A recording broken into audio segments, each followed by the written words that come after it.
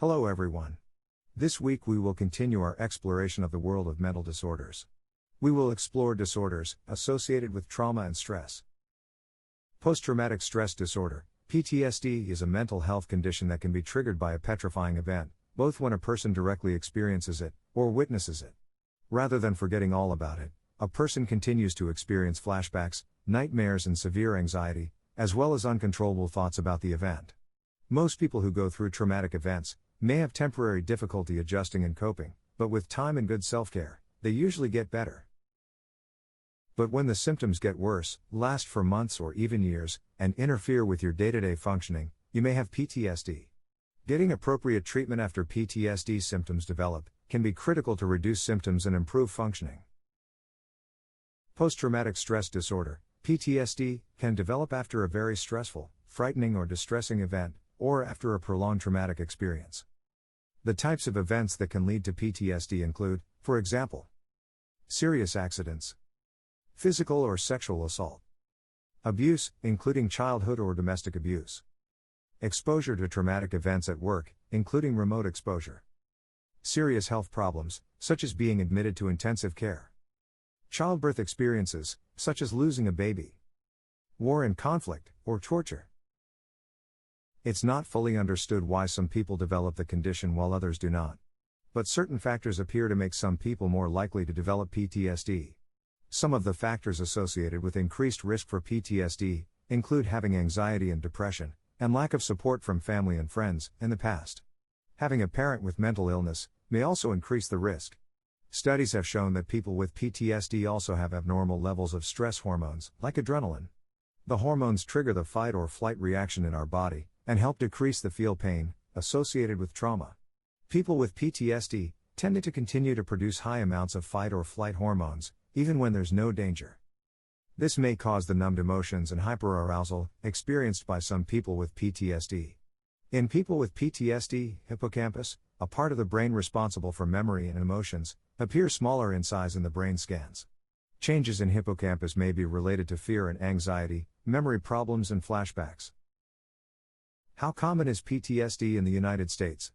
The National Comorbidity Survey Replication Study, with a nationally representative sample of 9,282 Americans, aged 18 years and older, found that the lifetime prevalence of PTSD among adult Americans was 6.8%.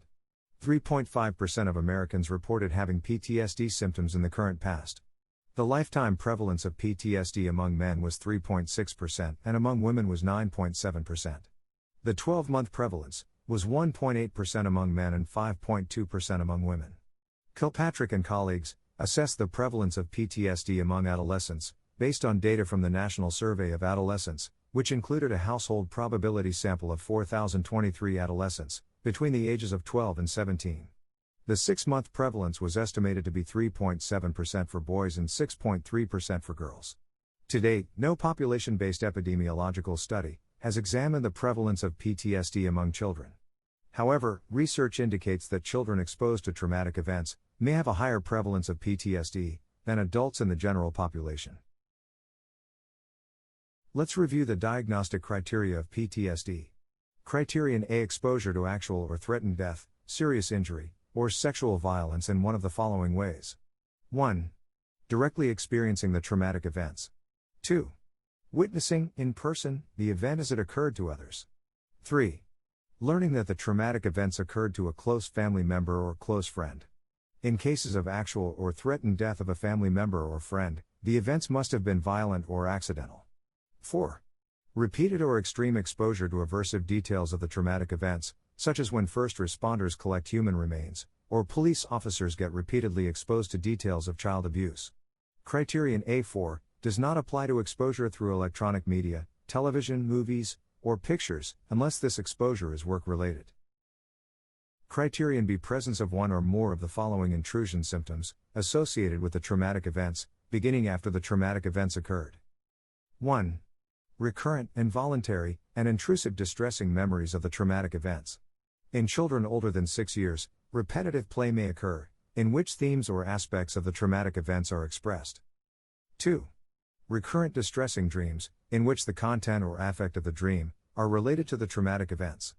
In children, there may be frightening dreams, without recognizable content. 3. Dissociative reactions, flashbacks, in which the individual feels or acts as if the traumatic events were recurring.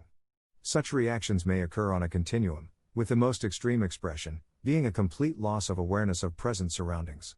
In children, trauma-specific reenactment may occur in play. 4. Intense or prolonged psychological distress at exposure to internal or external cues that symbolize or resemble an aspect of the traumatic events. 5. Marked physiological reactions to internal or external cues that symbolize or resemble an aspect of the traumatic events. Criterion C. Persistent avoidance of stimuli associated with the traumatic events, beginning after the traumatic events occurred, as evidenced by one or both of the following. 1. Avoidance of, or efforts to avoid, distressing memories, thoughts, or feelings about, or closely associated, with the traumatic events. 2. Avoidance of, or efforts to avoid, external reminders, including people, places, conversations, activities, objects, situations, that arouse distressing memories, thoughts, or feelings about, or closely associated, with the traumatic events. Criterion D. Negative alterations in cognitions and mood associated with the traumatic events, beginning or worsening after the traumatic events occurred, as evidenced by two or more of the following. 1. Inability to remember an important aspect of the traumatic events, typically due to dissociative amnesia, and not to other factors such as head injury, alcohol, or drugs. 2. Persistent and exaggerated negative beliefs or expectations about oneself, others, or the world, such as I am bad, no one can be trusted, the world is completely dangerous, my whole nervous system is permanently ruined. 3. Persistent, distorted cognitions about the cause or consequences of the traumatic events that lead the individual to blame himself or herself or others. 4. Persistent negative emotional states such as fear, horror, anger, guilt, or shame. 5. Markedly diminished interest or participation in significant activities. 6. Feelings of detachment or estrangement from others. 7. Persistent inability to experience positive emotions, for example, inability to experience happiness, satisfaction, or loving feelings. Criterion E. Marked alterations in arousal and reactivity, associated with the traumatic events, beginning or worsening after the traumatic events occurred, as evidenced by two or more of the following. 1. Irritable behavior and angry outbursts, with little or no provocation, typically expressed as verbal or physical aggression toward people or objects. 2. Reckless or self-destructive behavior. 3. Hypervigilance. 4. Exaggerated startle response. 5. Problems with concentration. 6. Sleep disturbance, for example, difficulty falling or staying asleep or restless sleep. Criterion F. Duration of the criteria B, C, D, and E is more than 1 month. Criterion G. The disturbance causes clinically significant distress or impairment in social, occupational, or other important areas of functioning. Criterion H. The disturbance is not attributable to the physiological effects of a substance, such as medication or alcohol, or another medical condition. I have summarized the key diagnostic criteria for PTSD on this slide. These criteria are used with individuals 6 years and older. For children who are 6 years old or less, criterion A includes directly experiencing a traumatic event, witnessing or learning about trauma to parent/caregiver. Criterion B requires the presence of one or more intrusive distressing memories, dreams, dissociative reactions, flashbacks, intense or prolonged psychological distress, at exposure to internal or external cues that symbolize or resemble traumatic event, and marked physiological reactions to reminders of the trauma. Criterion C requires one or more symptoms of avoidance, or negative alterations in cognition. As you recall from the previous slide, Criterion C is represented by two criteria, criteria C and D for individuals older than 6. Criterion D requires two or more symptoms related to alterations in arousal and reactivity associated with the traumatic event. Criterion E requires symptoms to be present for at least 1 month. Criterion F. The trauma has caused clinically significant distress or impairment in relationships with parents, siblings, peers, or other caregivers or with school behavior. And finally, as described in the Criterion G, the child's condition is not attributable to the physiological effects of a substance or another medical condition. Sometimes people also experience symptoms of depersonalization. When this happens, people may feel detached, outside their mind or body, as if in a dream. Other times people may experience derealization. When it happens, the world around seems unreal, dreamlike, distant or distorted. Dissociative disorders are characterized by a disruption in consciousness, memory, identity, emotion, perception, body representation, motor control, and behavior. Dissociative symptoms can disrupt every area of psychological functioning. The positive dissociative symptoms represent changes that have added something that previously did not occur, for example, fragmentation of identity, depersonalization, and derealization. The negative symptoms represent changes that have taken away something that previously existed. For example, a person may not be able to access information in the memory, as is the case with amnesia. The dissociative disorders are the result of trauma and embarrassment. The victims of trauma may feel confused about the symptoms or want to hide them, especially when trauma happened recently. The dissociative disorders are placed next to, but are not part of, the trauma and stressor-related disorders, reflecting the close relationship between these diagnostic classes. Both the acute stress disorder and post-traumatic stress disorder contain dissociative symptoms, such as amnesia, flashbacks, numbing, and depersonalization or derealization. Dissociative identity disorder. Criterion A. Dissociative identity disorder is characterized by two or more distinct personality states, which may be described in some cultures as an experience of possession. The disruption in identity involves marked discontinuity in sense of self and sense of agency, accompanied by related alterations in affect, behavior, consciousness, memory, perception, cognition, or sensory motor functioning. These signs and symptoms may be observed by others or reported by the individual. Individuals with dissociative identity disorder may report the feeling that they have suddenly become depersonalized observers of their own speech and actions, which they may feel powerless to stop. Others also report hearing a child's voice, crying, the voice of a spiritual being. In some cases, voices are experienced as multiple, perplexing, independent thought streams, over which the individual has no control.